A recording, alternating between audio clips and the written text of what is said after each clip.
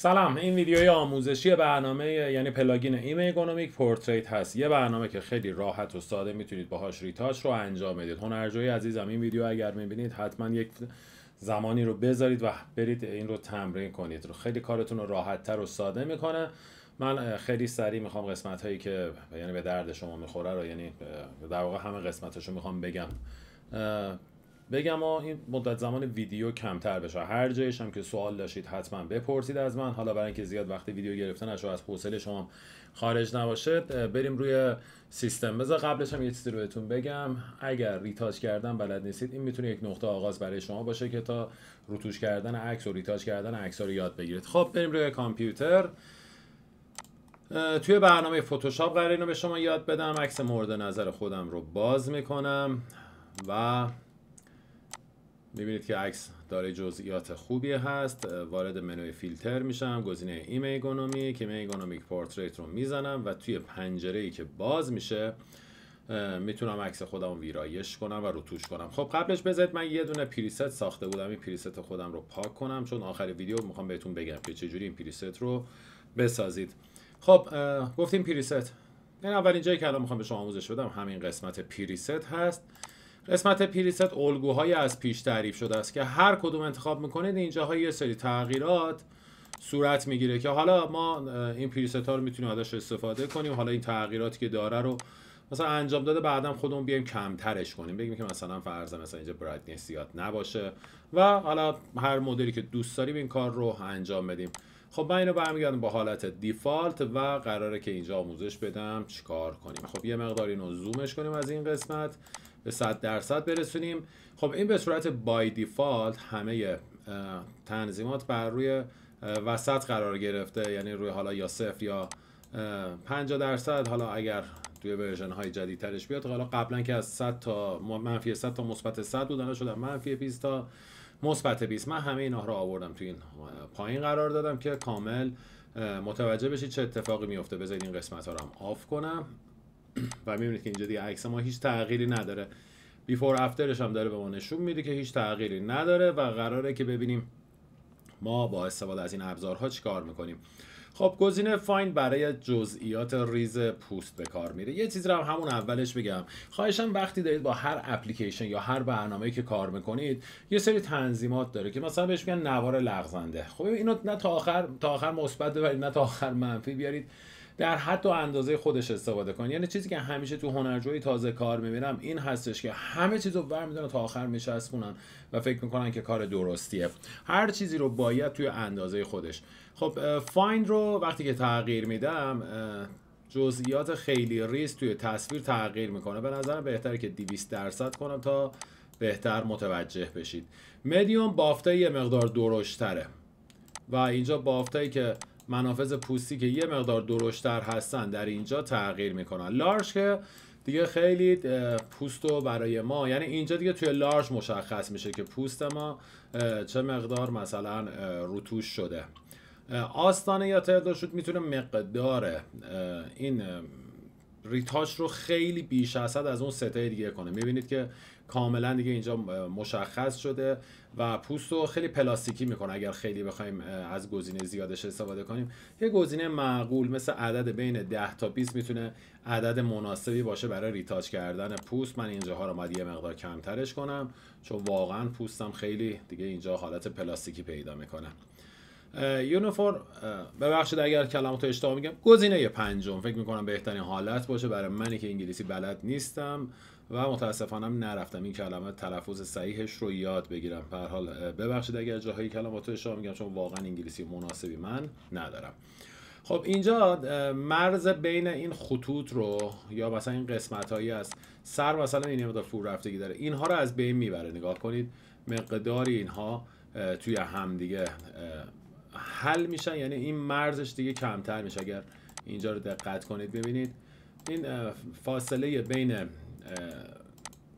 خطوط اینجا دیگه برای ما کمتر میشه و حالا از طرف دیگه هم باعث میشه که پورترمون یه مقدار جذابتر بشه. پورتریت سایز برای سایز پورتره به کار میره. اگر مثل من از پورترهای بزرگ استفاده میکنید میتونید بذارید رو حالت لارج. در غیر این صورت رو حالت اتوماتیک بذارید خودش تشخیص میده. الان مثلا روی حالت اسمال هست، میبرم میذارم رو حالت لارج، میبینید که قسمت هایی از سر در اینجا تغییر کرد. گزینه بعدی پورتریت فیل لایت هست، یعنی میاد برای ما مقداری اگر نورمون نیاز به پر کنندگی داره اونو تغییر میده. بذاریم رو حالت تک چهره که ببینید. خب الان این قسمت رو یه مقدار اینجاها سایه است، اینو من یه ذره بیشترش که میکنم این قسمت سایه میبینید روشن‌تر میشه. قسمت هاردنس میاد جاهایی که یه مقدار بیشتر تاریکه، مثل ریش ها، مثل این قسمت وسط تصویر، اونها رو یه مقدار تغییر میده. و اینجا دیگه تاثیرش رو روی گردن و لباس ها بیشتر میذاره. میبینید که الان کمش میکنم و الان زیادش کردم. خب میبینید که اینجا تاثیر خودش رو میذاره و اگر جایی هم فکر میکنید که نور پورترتون کمتره میتونید از این قسمت استفاده کنید. ماسکینگ برای انتخاب کردن قسمت هایی هستش که قراره ریتاچ صورت بگیره. پیشنهادم برای اینکه ساده ترین حالتش اینه که اتو ماسک آن رو انتخاب کنین، چون با هوش مصنوعی کار میکنه، خیلی خوبم کار میکنه و میتونه که سریع تشخیص بده کدوم قسمت ها تغییر کنن. در غیر این صورت میتونید گزینه شو ماسک رو بزنید اگه میخواید دستی انجام بدید. شو ماسک مشکی یعنی این که کدوم قسمت هایی که الان اینجا روشن هستن فقط این قسمت ها صورت میگیرن، که با توجه به این ابزارها میتونید اونها رو تغییر بدید. یعنی الان من اینجا این قسمت رو که الان انتخاب کردم به طور مثلا این قسمت ها سیاه شده، یعنی این قسمت ها دیگه خیلی رتوش کمتری میپذیرن. یا وقتی که مثلا بیام اینجا خیلی زیادش کنم، حالا به هر عنوانی، اینجا الان کلا تاریک شده، یعنی انگاری که هیچ تأثیری نمیگیره. یا وقتی خیلی زیادش کنم و قسمت هایی که داره رنگی میشه، خیلی واضحه قسمت هایی رنگی میشه، صرفا دارن این ماسک رو انجام میدن و باعث میشه که این ریتاش رو این قسمت ها بشین. اما خب پیشنهادم برای که از همون اتو ماسک آن استفاده کنید. توی گزینه انهانسمنت در اینجا وقتی اون رو روشن میکنید یه سری ریتاچ های سورئال من بهش میگم، مثلا اینجا به صورت پیشورز داره، گلامور، تون خیلی جذاب میشه معمولا. حالا اگر خواستید استفاده کنید از گزینه تون استفاده کنید. هایکی برای عکاسی با نور خیلی زیاده، لوکی عکاسی با نور کمه که ببینید پورترا رو به این صورت تغییر بده. اگر هم که خواستید خودتون میتونید به سادگی با استفاده از ابزاری که در این پایین هست اونها رو تغییر بدید. خب بریم ببینیم ابزار پایین چی هست. یوز ماسک، چقدر از این ماسکی که این بالا درست شده استفاده کنیم؟ میگیم 100%. اما گزینه شارپنس یه گزینه که خیلی جذابه، به این پوست دقت کنید. الان شارپنسش رو میبرم بالا، میبینید تصویر ما شارپ تر شد.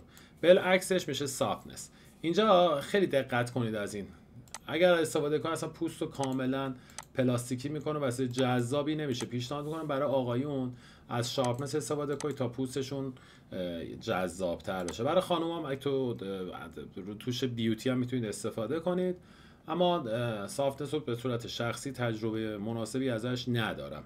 خب البته شاید هم بگم شاید نتونستم من خودم درست کار کنم، به خاطر اینو میگم که ببینید من هر چیزی که میگم تجربه شخصی، ممکنه تجربه در مورد من حالا یا خوب باشه یا بد باشه. خودتون همه اینها رو بشینید تجربه کنید، خودتون کار کنید، چون هیچ چیزی نمیتونه جای چشم شما رو بگیره. و هم جمله که همیشه سر کلاس میگم، عقل دارید، چشم دارید، اینترنت هم هست. جایی که حالا فکر میکنید که درسته انجام بدید، جایی که چشمتون داره میبینه که درسته انجام بدید. اگر هم شک دارید اینترنت رو جستجو کنید. خب برگردیم قسمت بعدی، قسمت گرمای پوست پورترا رو در اینجا زیاد میکنم. تاینت تهرنگ مجنتا میتونه بهش بده یا تهرنگ سبز. اگر توی محیط ما تهرنگایی وجود داره با استفاده از این تاینت میتونه از بین ببریم.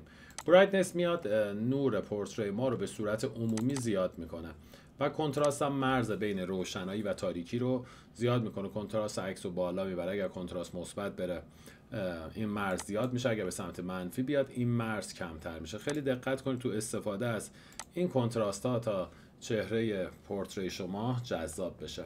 خب اینجا اگر این رو بخوام به صورت یک پریست الگو بسازم که توی عکسای بعدیم به سادگی با یک کلیک استفاده کنم، کافیه که اینجا علامت به علاوه رو بزنم، یک نام به پریست خودم بدم، به طور مثال A، توی گروه مثلا S، نوت اگر چیزی داره یادداشت میکنم و دکمه اوکی رو میزنم. توی پریست ها میبینید توی گروه S پریست به نام A ساخته شده که دیگه تو هر عکسی میتونم به سادگی اعمال کنم. اگر توی فتوشاپ کار میکنید حتما گزینه نیو لیر رو بزنید، چون سام لیر رو که بزنید روی همون عکسی که دارید کار ریتاچ رو انجام میده و عکس اصلیتون رو خراب میکنه. اما وقتی نیو لیر بزنید یک لایه جدید میسازه. دکمه اوکی رو میزنم، الان اینجا یک لایه جدید ساخت و که میبینید خاموش روشن میکنم، تاثیرش رو روی عکس من دارید میبینید. آموزش این برنامه بود. ببخشید هم سریع گفتم، بهتره که این رو مرحله به مرحله انجام بدید و حالا خواستم وقت شما زیاد گرفته نشه و خیلی سریع به نتیجه برسید. هر سوالی که داشتید حتما از من بپرسید، پاسخگوی سوالات همه شما عزیزان هستم.